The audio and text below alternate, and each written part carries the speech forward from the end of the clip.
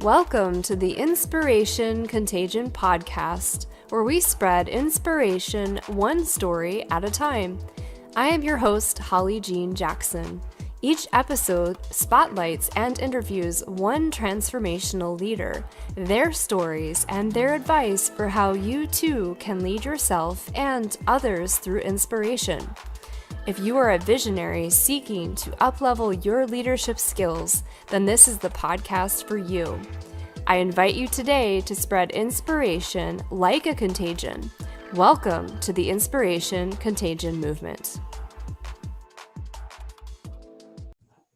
Welcome to episode 48 of the Inspiration Contagion podcast. This week's episode is also being recorded for video, so if you'd prefer to watch, please check out the show notes for the YouTube link. This week's guest is Angel Ribo. Angel is known as the CEO confidant. He is an influencer, international TV host, public speaker, CEO consultant, board member, and philanthropist. In the last 21 years, Angel has empowered more than 1,500 CEOs in 33 different countries. He was born near Barcelona and has lived in 8 countries and speaks 5 languages. Established entrepreneurs and corporate CEOs hire Angel to bridge the gap globally for expansion and exposure. Angel sits on the board of the Evolutionary Business Council, an organization with more than 350 global transformational leaders, with a combined reach of well over 600 million people. Angel is based in Texas, and in early 2017, he launched his international foundation, Wisdom for Kids. And he has helped more than 1,000 underprivileged kids in Latin America become entrepreneurs using their local resources. With that, welcome, Angel. Thank you. Thank you very much for having me in your show. I love number 48. It's a great number. It is a good number. And I feel like your name is really appropriate. That's amazing, the incredible impact you've had, especially in children's lives. So thank you. You're like, they're Angel. That's incredible. Thank you. I have to say that probably my 3 kids have been a great school for me. Really, being really honest, I have a 20, a 12, and a 10, and they have really been, and they continue to be a great school for me. But thank you. Obviously, thank you very much for having me, for your nice words, and to everybody who's listening to us today, Holly. Yeah, absolutely. And I was hoping you could just tell our listeners a little bit more about who you are and your background. Thank you. Yes, I think you've described very well what I do, so I'm going to say something different with your permission. So I consider myself someone who is here really to connect the unconnected. I think that there's a lot of people that have lost their connection, socially speaking, and I think that probably for the last, right now it's January. I think I know that this is going to air in March, so it's going to be probably now March when you listen to this. But it's been over a year already that a lot of people really think that believe that they have lost the connection. They have lost the connection to friends, to themselves, to some relatives, to a lot of different people. So I consider myself a connector of the unconnected. That's why exposure has been always for me very important, not for the sake of, a lot of people know who I am. No, just because of what I do. And I think that your exposure is only as good as what you do with it. I always, thrive, and obviously this is a great place to be, Holly, thank you, to increase my exposure. But, as far as I'm able to use that exposure to connect the unconnected. So that's why, someone who had worked for so many large corporations, who helping them to accelerate the growth of their businesses, reaching out to all this, the top layer of those companies, and being able to connect them, my experience and my entrepreneurship, humbly, my entrepreneurship skills to help the most underprivileged. That's been a blessing. And why Latin America? Because I lived in Latin America for 10 years and I worked there for almost 15 years. And we're talking about just there, like 81 million kids that were in poverty there in 2012. So that's basically me. I think that connecting the unconnected is a very nice way I like to explain, to explain what I do in this world. I love that. And I have to say personally, this past year, while face-to-face connection has been much lower, I have never felt more connected to people in the world than this past year. I have met through my podcast and through just LinkedIn, just connections, more people that I've become close friends with or collaborators with than I have in years or decades. But I like what you're saying. There are people that are very disconnected right now. They might not have access to technology, and that's extremely difficult to navigate during COVID. So I'm glad to hear that you're working with people to connect them. Yes, thank you. And as you know, my work is done. I'm mostly on LinkedIn, and I'm all on all social media outlets. But I'm there, and because I really like to link myself and my business and my purpose and my inspiration with people. And when I was talking to our volunteers in the field, our Wisdom for Kids volunteer, which is my international foundation, throughout this year, I mean, they were all saying the same thing. We can't see the kids. We can't see the kids. We've lost that possibility to be around them because obviously of all the restrictions that are now in place. And we can't wait to see them again. We can't wait to be there with them, to inspire them, to help them become entrepreneurs, to help them be better people in their lives, to be, these change makers in their communities. Which is at the end of the day, entrepreneur is someone that really changes their community. And you very well said that. Now we are really blessed because we have been able to increase our connections throughout this time, probably because we said, okay, so regardless of what's happening around us, that's what we stand up for. That's what we are here to do. And we're going to do it no matter what, and it's awesome because probably that's made many of us to bloom and to go for strategies that maybe we didn't think of before. So I think it's a great time that we're living. Yeah, absolutely. It's definitely a super interesting time to be alive. It's kind of like this big experiment that we're not really sure how it's going to end up, but that's the whole point. So Angel, I always like to ask everyone who comes on the show, what makes you such an inspirational leader? Or in other words, what's your secret sauce? Well, thank you. Thank you for saying that.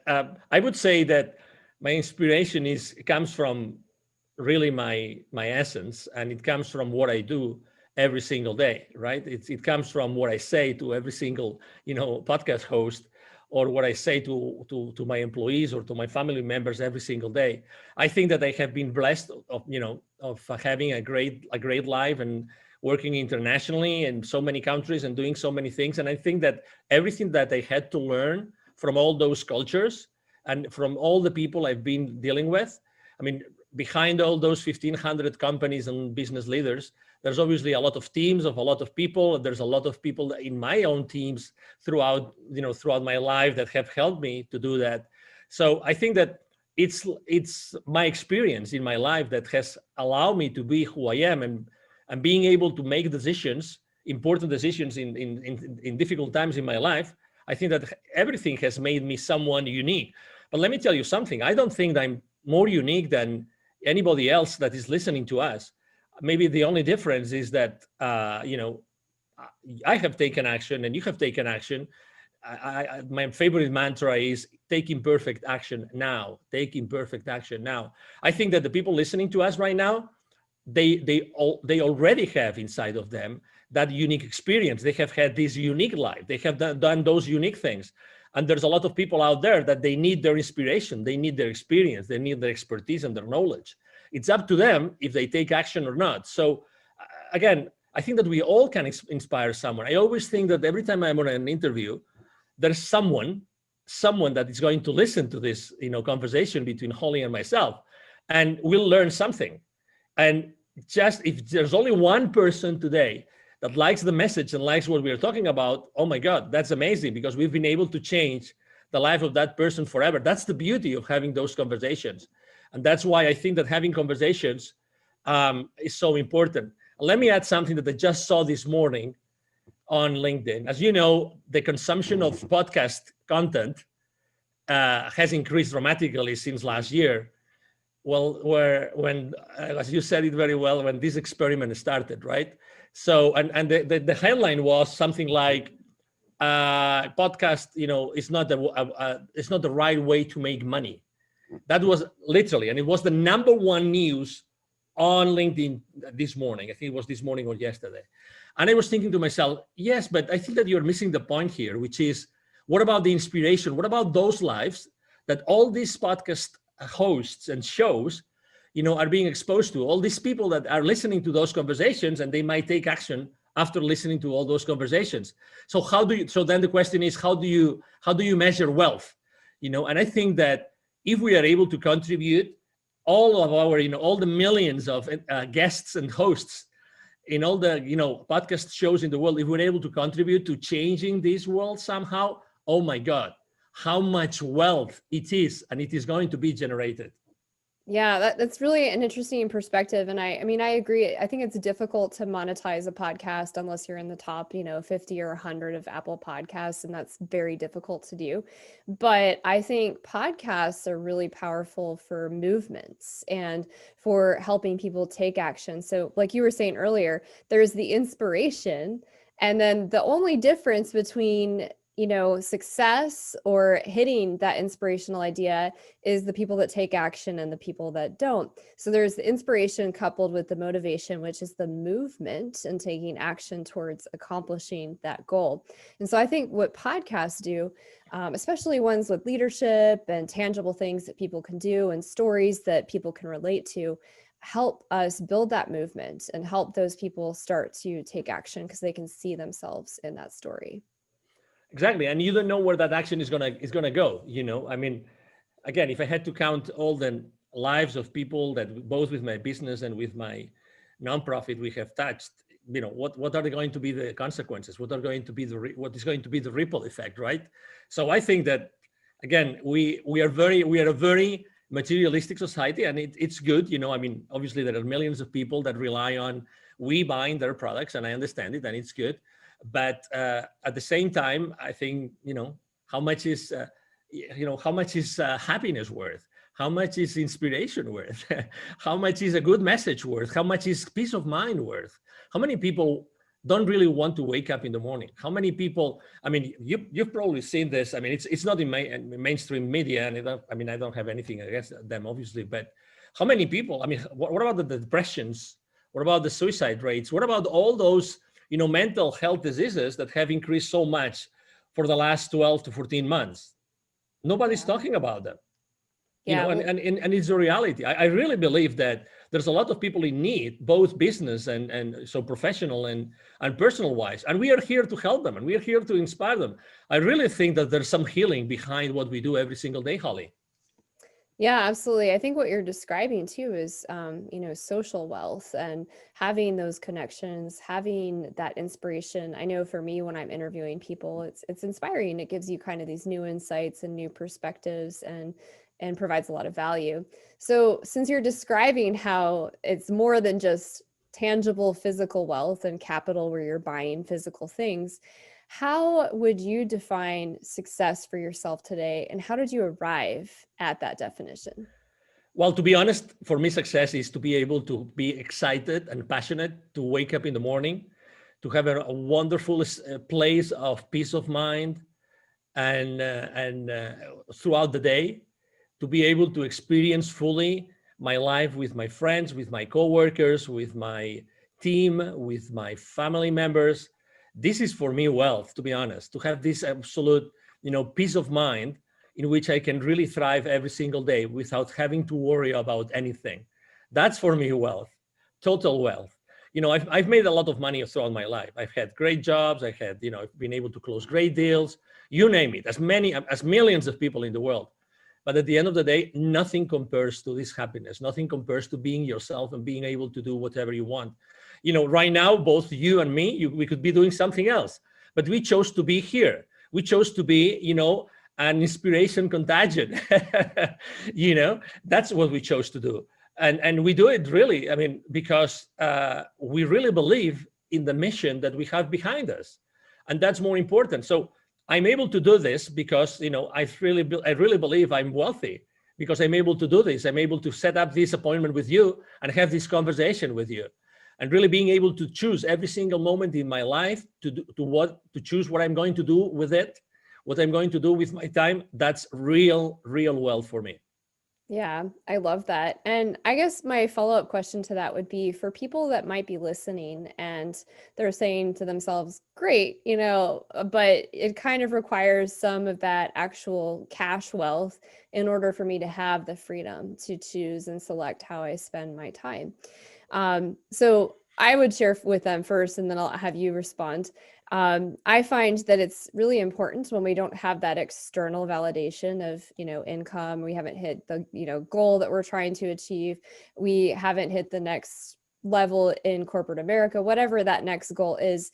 It's so important that we choose in the moment to be happy. We can choose to have a good perspective and enjoy the journey. But I also want to hear what you would say to people that are still struggling financially, and so they don't have as much freedom to make those choices. Number one, I've been there. Okay, believe it or not, I've been there. I've been struggling financially myself. So that's the first thing. Second thing, I know a lot of people that have been struggling financially, a lot, like a lot. And guess what? Guess what? You will always survive. You always thrive. You always eventually go back to a place of safety. So you have a choice. You have a choice right now. Okay, so keep on digging, keep on focusing on that you don't have, or focusing on what you already have, and focusing on those thoughts, those memories where you already were thriving and you were happy and you had everything that you wanted. You know, get really stuck on those thoughts as opposed to what you're feeling that could happen, what you are, fearing or fearful of what might happen in the future, right? So the reality is that, there's something in this dimension that we live, whatever you want to call it, okay, that has our back.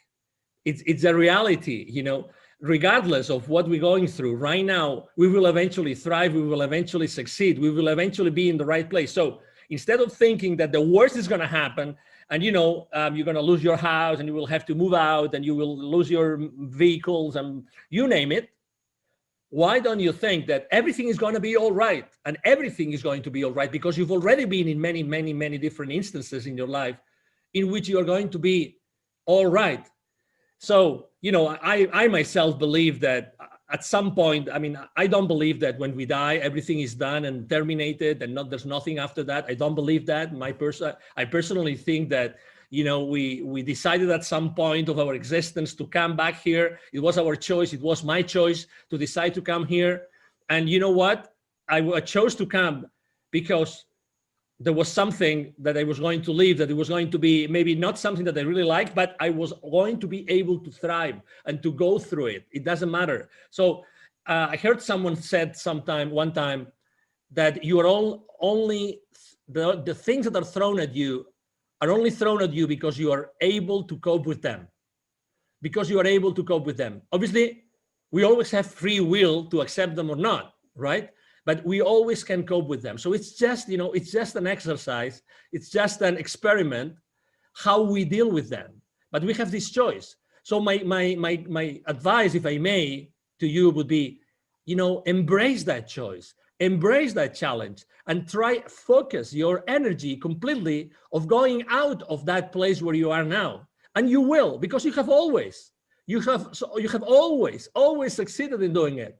Really, I mean, I know it's difficult. I know there's a lot of fear out there. There's a lot of uncertainty. Regardless, you will make it happen. You will succeed. You will really, really, really go to the other side of the tunnel that you might think that you are in right now. Yeah, I love that. And I have a lot of clients this past year and from 2020 that had so many challenges personally, professionally, spiritually, mentally, like you name it. And I'm sure you have the same experience, Angel. And I just keep reminding them, like, okay, well, what are you learning right now during these challenges? And okay, cool. So from that lesson, how can you apply that to helping your customers? Because they're probably going through the same thing.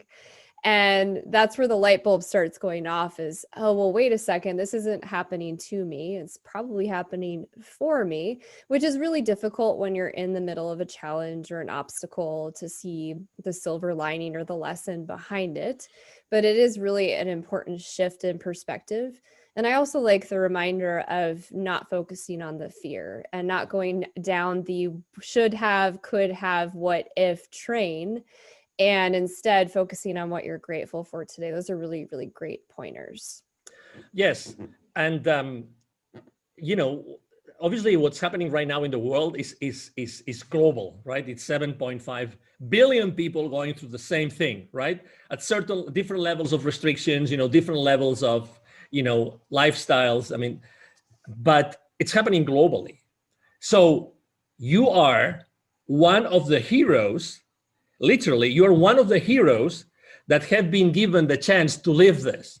And some people might say right now, oh my God, Angel is crazy. It's crazy. We are heroes and we're living this, and this virus and these vaccines and these restrictions and so many business owners shutting down their businesses and everything. Well, believe it or not, we are being given this. What do we do? You said it very well. It's happening for us. So this is an opportunity for us to think differently about how to deal with our lives, with our professional careers, and with our clients, and with everybody around us. Really, this is a blessing. This is a blessing. It doesn't look like it's a blessing because, again, I think that, and we haven't mentioned this today, but I think that we have to recover our power and our energy. Don't pay so much attention to what's going on around you. Don't go really, because if you want to be X number of hours in front of your TV set and listening to news or reading to news on social media, it's up to you. You can do it, but don't allow that to take the power, your personal power, away from you. It's you. Nobody should be taking that power away. And that power you can use for whatever you want in your life. You can still create wonderful things. You can still, try to focus on, those videos, those pictures, those photos from those trips, all those things that really inspire you and take you to this very nice place, mentally and intellectually. Do that instead.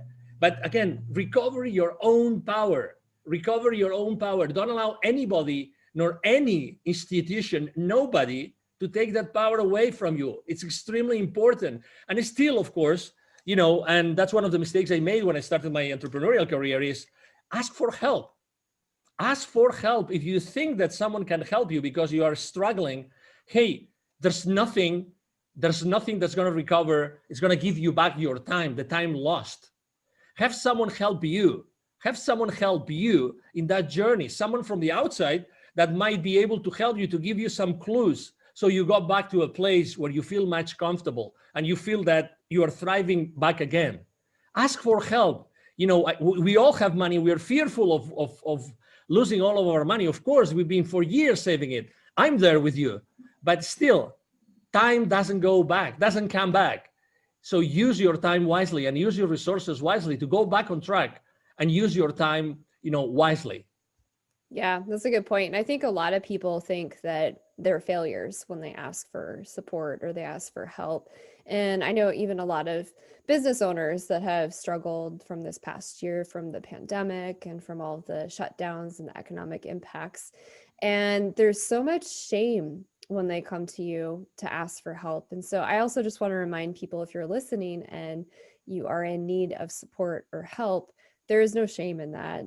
I mean, obviously you want to ask the right people. You want to find somebody you trust, somebody who is doing well in the area that you need help in, whether that's a mentor, a coach, a class, whatever that is. But be careful who you ask for help from, especially if you're feeling really shameful around doing that. Yeah. I agree. And again, don't be so hard on yourself. I mean, you are so right on the shame thing. So right. But guess what? I think that since the very beginning, in when we are kids, I think that guilt plays a key role. And, we're always told, don't do this, don't do that, don't do this, don't do that. So we are more like guilty for things than being praised for things that we do right. Unfortunately, it is what it is, just because our parents, just to say something, obviously I love to death my parents, but they want you to survive, right? They want you to be a kid that's going to make it to youth and to adulthood. I mean, I understand that, but in order to protect us, very often we are, negatively influenced, and for the good, for the good of us. But the point I'm trying to make is, the other day there was someone that was analyzing manipulation in advertising and media. And he ran a survey, and when he got basically the results of the survey, guilt was the number one instrument being used by advertisers and media to get their messages across. Again, I'm not judging anybody. I'm just saying what the people that reacted to that survey showed in the results of the survey. So it works. It works. So it works that, we fully understand that you might feel like this asking for help. But again, think about your life in terms of time, and time is the most valuable and precious resource that you have and you will always have. Yeah. Yeah. And your health is equally important. And, if you're not taking care of yourself and your health, then your time is even more limited. Mm-hmm. So I would advise you to invest wisely your time, resources, and health during this next 6 months to a year.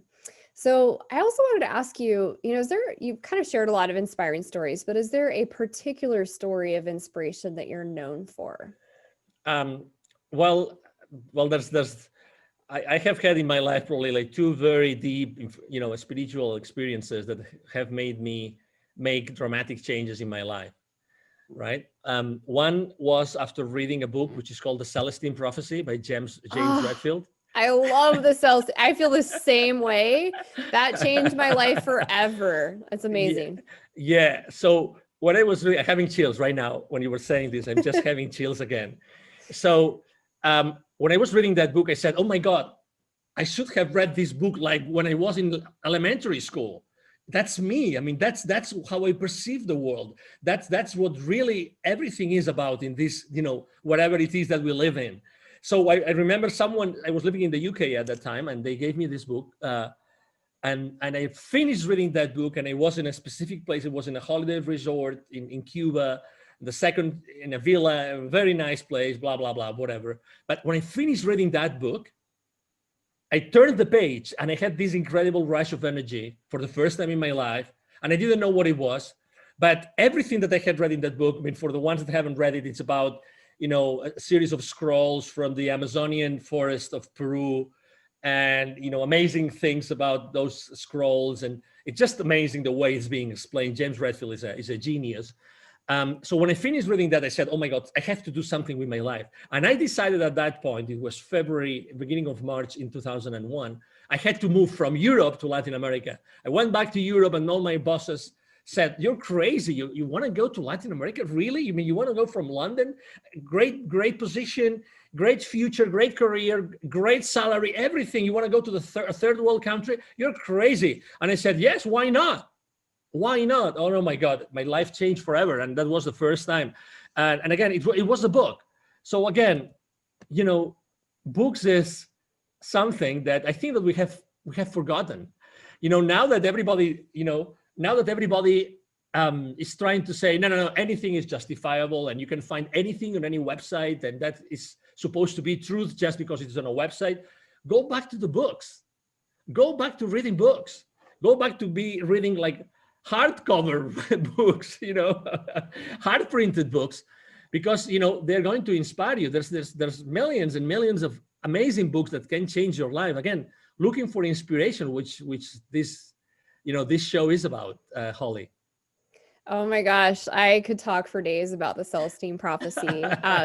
One of my favorite words is serendipity. And in the Celestine Prophecy, one of the first scrolls that they discover and they teach about through this story is coincidences, and how when we run across somebody a couple times, or we experience deja vu, or something's really serendipitous, a happy accident, it means something. It means we should be paying more attention to that. And so ever since I read that book, which I was in my early 20s when I read that, if I run into somebody multiple times, the third time or second time I run into them, I'm like, hey, I think we're supposed to connect about something. Is there something you wanted to share with me? And every time I do that, there's some profound thing. And they're like, how did you know?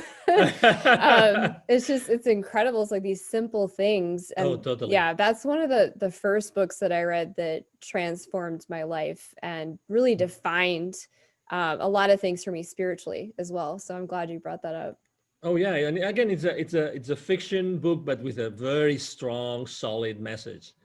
And there are more books out there, but this one, I mean, it's just the one I remember in my childhood. Maybe another one that I don't know if I will be able to translate it the name in Spanish. It's from Richard Bach. Richard Bach. Excuse me, into English. The name of the is Johann Sebastian Siegel. That's the name of Yeah, the. I have read that. Okay, good, good, good, good. You see? Yeah. And well, let me tell you, by the way, to the audience, Holly and I, it's the first time ever we speak just a few minutes before this show. So no wonder why we had to do this show together, right, Holly? Yeah, no, there's a lot of serendipity. I feel like we could probably have like a whole podcast just on books to read, but anyways, I digress. Yeah, that's another nice book. I mean, different obviously, but I mean, if I had to recommend one only book to anybody, it would be The Celestine Prophecy by James Redfield. Yeah, that's my top recommendation too. The interesting thing about it is sometimes something that is fictional, and I'm putting that on in air quotes for those of you that are listening, rings so true. Like the message behind it, you just cannot argue. And that might sound crazy to some people, but I don't know. There's just certain messages that I think they reach us at the core, at the energetic level, and we just know that they're true, and it transforms our life in some way. So that's pretty exciting. Yes. That's an inspiring story. So you identified as a storyteller leader, and I wanted to ask, do you believe that using stories to inspire and lead is important? I think it is, because if you basically bring up something which has happened around you, which is a reality and which involves other people, which involves, and other places, other circumstances. And I think that with everything that's going on in the world, another important aspect of our lives that I think we had terribly forgotten was to go back to our elders, was to go back to the grandparents, to the great grandparents, and ask them for advice. Really, when there's a lot of, as you know, there's a lot of civilizations and cultures that they still not only value a lot what they have to say, but they also make it a purpose, like to daily or weekly sit around them, be with them, and listen to them, not to put them in nursing homes or hospices and have them there until they die. No. Like be next to them to listen to stories. And that's the point I wanted to make. I remember in Spain, my family is originally from a place called north of Spain, close to the French border. And I remember when I was going to visit my grandparent, we're originally from a place in the country in the north of Spain, and he would always tell me stories. And I remember the story of his father going to a Benedictine monastery to learn. So he would literally walk and try to, by any means of transportation in the 1800s, go from this countryside area in the north of Spain to this Benedictine monastery just to learn certain things. Then he would tell me also the stories about, this other member of the family that actually in the 1890 something, he actually went from Spain to Cuba to try to rescue Cuba from the attack of the Americans. So this war between Spain and the US in the last part of the 19th century. So all those things, how can you not? I mean, I'm still remembering them. I remember them, and I think my grandfather died in 1980 something, 85 or 86. So I still remember those stories. And those stories are stories that doing something unconventional, doing something like I just wanted to do it because I thought that that would give me an additional knowledge, an additional edge, an additional wisdom that I needed in my life. Instead of being there comfortable in that area, they decided to go to these two different places in the world to achieve different goals. So the stories are powerful. Stories are powerful because you don't know what the story is going to end up. I have a great friend who has an incredible business. What she does is actually she gives different people the first statement, the first few words, and she's asking them to write a whole chapter with that initial sentence. So she just gives these people the initial sentence, and they have to finish the sentence, making up a story. They can talk about anything in 2,000 words, just with the first few words. everybody explains a completely different story. Everybody. And then what she does, she's already working on this. She's already working on his first book. She publishes the book. So that's the power of 20 plus people that from the very first idea they got inspired to come up with an incredible story, fictitious or reality, that it's going to inspire their readers. And again, we have to go back to stories. Yeah. It's something that we are so much missing. Well, and I think that's why podcasting has become so popular, is because if you go back to caveman times, we had more long form dialogue. And because we're so disconnected from this experience of the pandemic, people are being drawn to the long form discussions, which is what podcasting is really about. And like you just mentioned too, books are just always inspiring. There's so much wisdom. I'm actually reading like 8 books right now because Cool. like they're kind of slow reads and they're in different aspects of my life. And so I'll like absorb one chapter in one area. And then the next time, like, oh, I need to read on this. But books are so powerful, and they're powerful because they have stories and they teach us wisdom and they help us continue to grow as students in life. So I think that's why podcasting and books are hopefully making a comeback, is because we're missing that long form story element where we can connect to each other and rebuild that community element. I totally agree. And I think that regardless of what our purpose in life is, or even if we don't know what our purpose in life is, I think that we play a role in the community. Even if we live in a small neighborhood and we don't have that much contact with our neighbors, we are part of the community, and we choose every day what we do as far as the community goes. It's our decision. And if you want to take action and you want to do something and you want to start an initiative, just go and do it. Don't wait for anybody to give you social approval. Just do whatever you think is right. Because again, I really believe that there's a lot of people in need right now, and many people we don't know that they are in need. There's a lot of people in need. So it's the perfect time to be contagious, not only with inspiration, but also with generosity. So just, and as you know, we have so many material things that we probably don't use, and we could give someone just to make them happy. Honestly, simple things can do so much to change our communities. And again, when I go to Latin America with my kids, I see that all the time. A simple small book of 20 pages, a tale, in English, it's just an amazing, community changer. Just because it inspires someone, because it allows them to see the English. I can learn some basic English, words and lessons and expressions, and that can help me, make me understand something that is written in another book or magazine, or I hear in the news, whatever that is. So again, there's so many things that we can do today.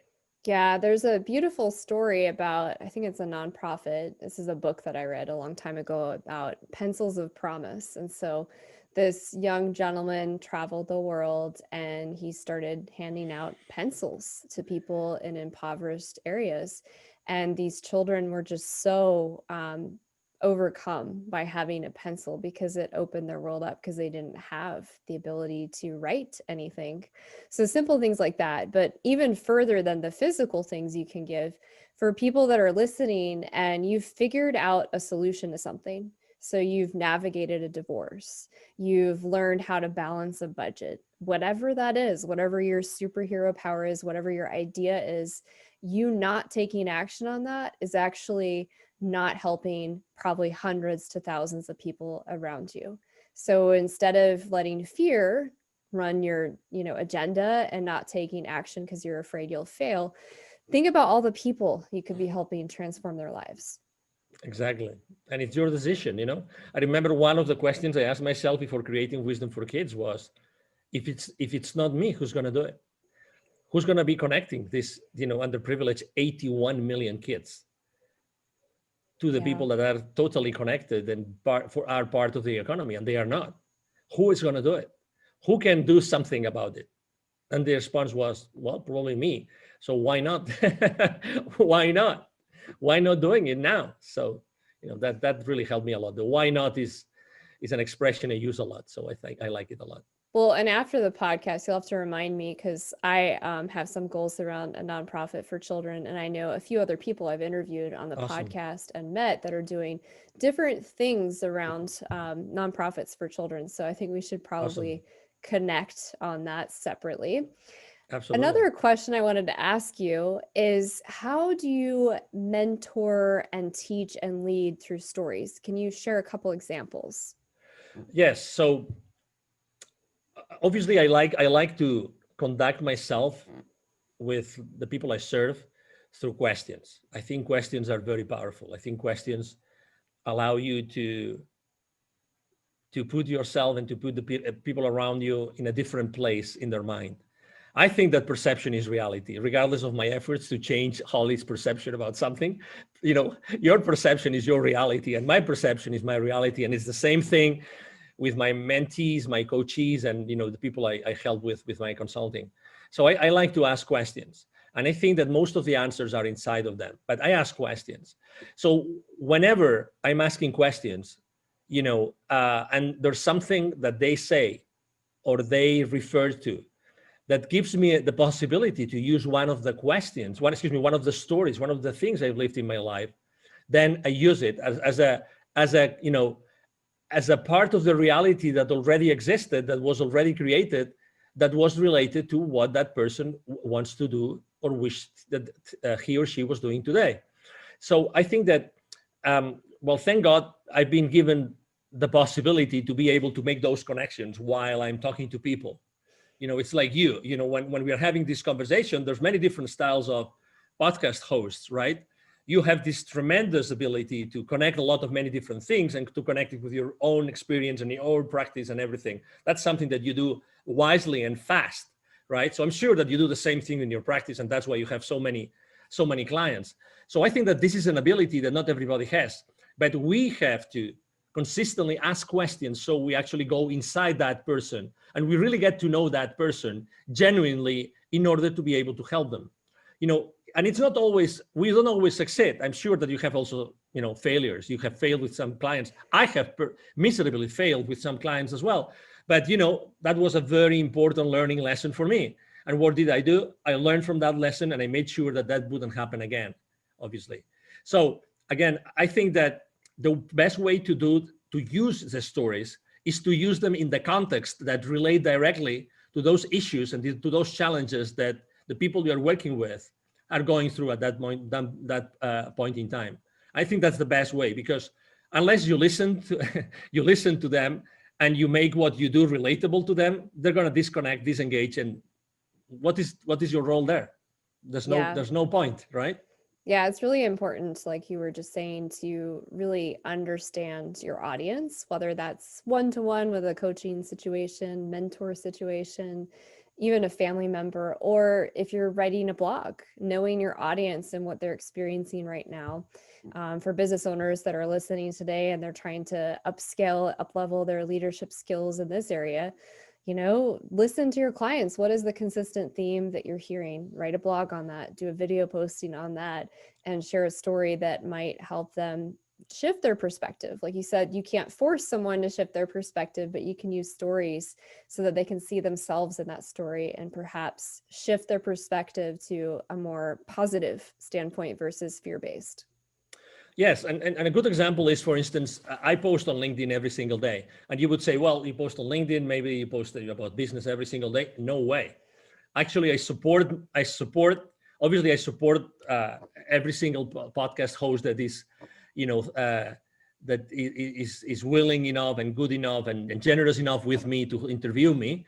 I also support a lot of authors with their books. I love to support them. Obviously, I support heavily my clients, but I always make this balance of business related posts with personal related posts.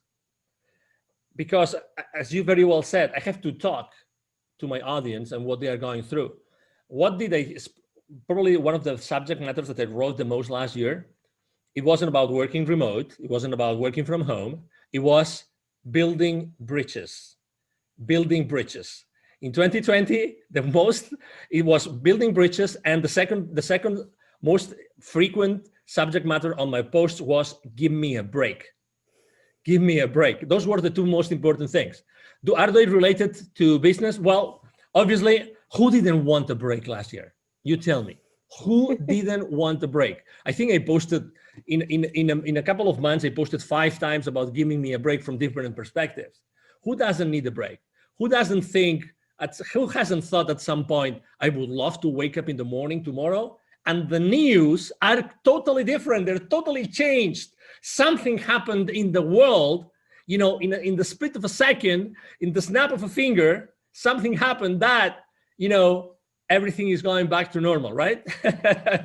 So that's why I think that it's very important, to your point, to listen to your audience, to be very specific about your audience, and to talk to them consistently.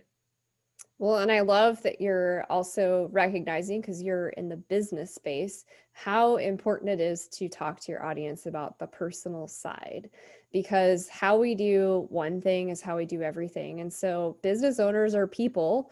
And guess what? This past year, they had a lot of personal challenges. So I love that you were talking to them about give me a break, because yes, let's be real.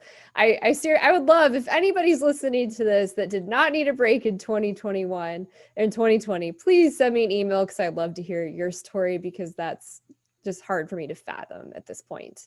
I found myself last year needing a lot of breaks, and it wasn't that I wasn't doing a lot. In fact, I felt like I was doing more to be of service to people that needed things, and they were free. And then also to pivot so much in my business because of everything that happened economically.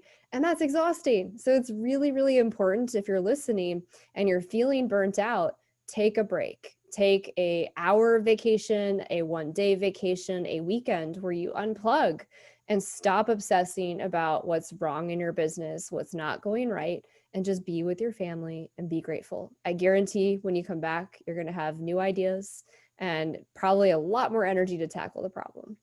Yes, we all need a break. The ones that haven't had a break yet, we all need a break. Take a break. The world will carry on without you. So, again, don't worry about the future and again, going back to the beginning of the conversation, right? So you choose what you do with your mind and where you focus your energy. You choose to do that. And I hope that, you had a little bit more of inspiration to probably look at somewhere else and focus your energy on doing something else. It's really your choice, even though it looks that it's not sometimes. Yeah. And to really bring that home for people, I'm curious, is there an example from this past year working with a client, you don't have to share names or specifics, of how you mentored them through almost getting to a breakdown and taking a break?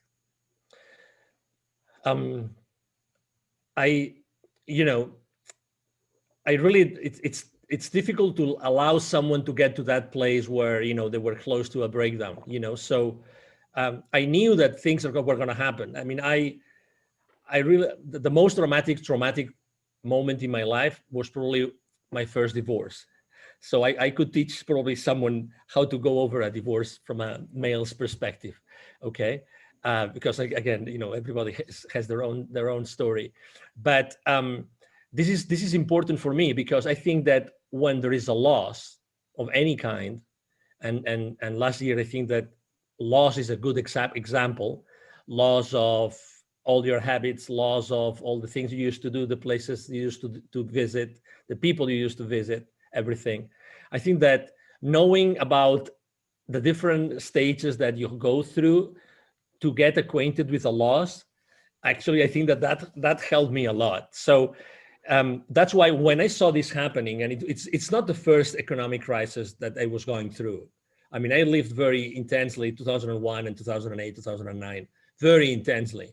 So from a business perspective, I was already doing things that I knew that I had to do in order to overcome this for my clients. And I think that one important thing that I rediscovered with my clients this year was to have these tough conversations. That's something that I learned from someone, which is called the secret contract. So I believe that we all have something called secret contracts. Which is that you expect from people, and you expect from everybody who is related to you at some point, you expect from them specific things. but they also expect from you specific things. And those conversations have never happened. So you expect things from your partner, from your kids, from your parents, from your friends, from your business partners, from your clients, and the same thing the other way around. But guess what? Those expectations have never been substantiated, right, on a conversation. You've never had those conversations. So in this moment, in which in that moment last year, in which our minds were going so fast, spinning, spinning. I think that having those conversations and say, okay, calm down, let's collect ourselves, and let's talk about this. So what are the options? What's going to happen? What might happen? What we don't know that might happen. Okay, so there's all these things being said. We're being told all those things, but what is really going to happen? What is uncertain? What is certain? And then help them navigate in that environment of certainty versus uncertainty. And again, okay, we're losing specific things, but it's also the time to gain other things, to bridge the gap, to do other things that probably we didn't have time to do before. Okay, so in this reset that's going on, what else can we do that we were not able to do before?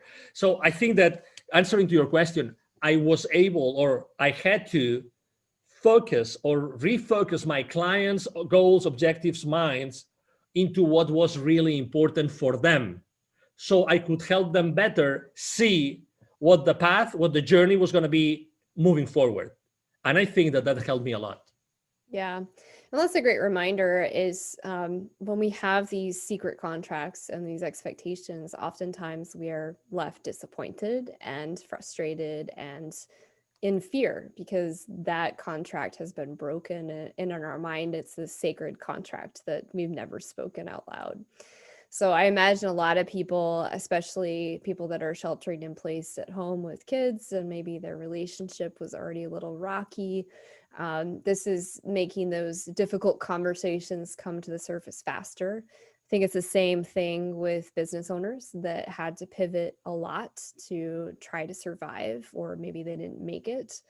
So yeah, a lot of those difficult conversations are happening, but like you were kind of alluding to, that's also allowing people to see what's most important, which is really great and really insightful so that they can realign their life and their business and where they're headed in this year. Absolutely. Yeah. Yeah, I agree. And again, it's our choice. It's our choice to decide what we want to do. We have, honestly, I think that we have an incredible, ahead of us, an incredible time to do incredible things, to pivot, as you said, to reinvent ourselves, to decide what we want to do with our lives. That was a good opportunity for us to decide what we wanted to do, and keep on helping, keep on doing things for the rest of the world, keep on giving back, and it's gonna come back to you. So I don't know. I mean, I like to see the life, from a positive perspective, and I think that we all have this incredible power inside of us, and we can be inspiring everybody every day. Absolutely. Well, this has been great. We're actually going to move on to the lightning round of questions. I am pretty sure I know the answer to your first question. What's your favorite book? Yeah, it's The Celestine Prophecy by James Redfield. Thank you. Excellent. What networking or community group do you love the most? Well, I like very much the Evolutionary Business Council, the one that you mentioned originally, because it's a group of transformational leaders, and we actually have a huge outreach to reach the world, to change the way that the world is doing business today. Excellent. What's the best piece of advice you could share with others today? Take imperfect action now. Excellent. And if you could share one message with the entire world, what would that be? You are an incredible human being, and with an unstoppable, capacity to change the world. Just you inside of you right now. So just please be aware of this and take action, whatever it is. Take an action, even if it's a small, to start, living the rest of your life today. Love that. And what's the legacy you wish to leave behind? Well, a series of examples of, how can we live this world? How can we actually take action in this world every single day and use that energy that we were given when we were born to do good things? As if I'm able to live, good examples of good people that are doing good in their businesses and in their lives, in the millions, I think that will be a very nice legacy. I love that. All right, so Angel, this has been great. Angel's been really generous. He's offering a free gift to our listeners. He has a free 15-minute business consultation. To get that, just go to his LinkedIn page, and that will be in the show notes, the link for that. And you can use the calendar link there to book some time with him. Absolutely. And I don't know about you, but he's pretty inspiring. He's got some pretty good information, so you should check that out. I will also have a link to his website and other social media handles as well in the show notes.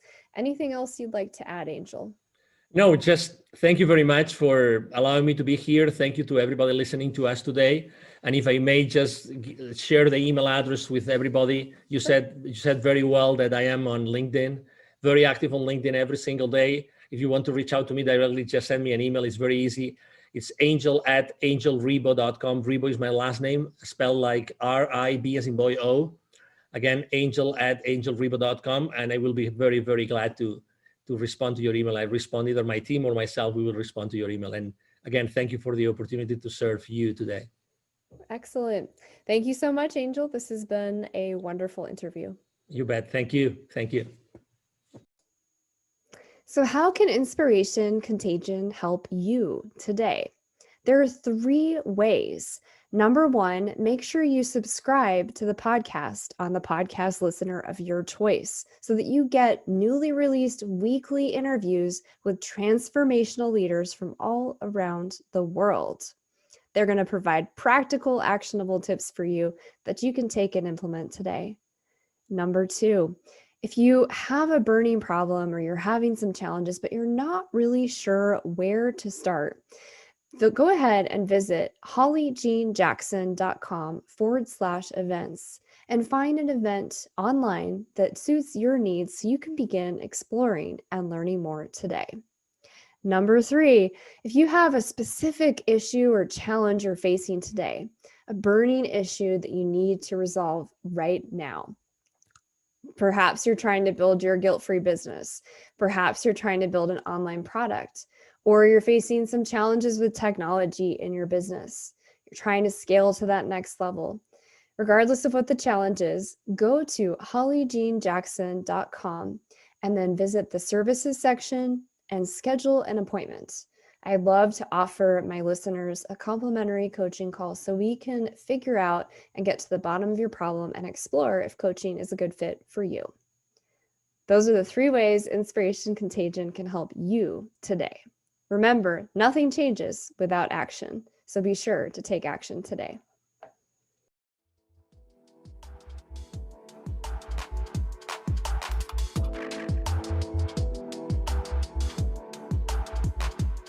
Thank you for joining the show today.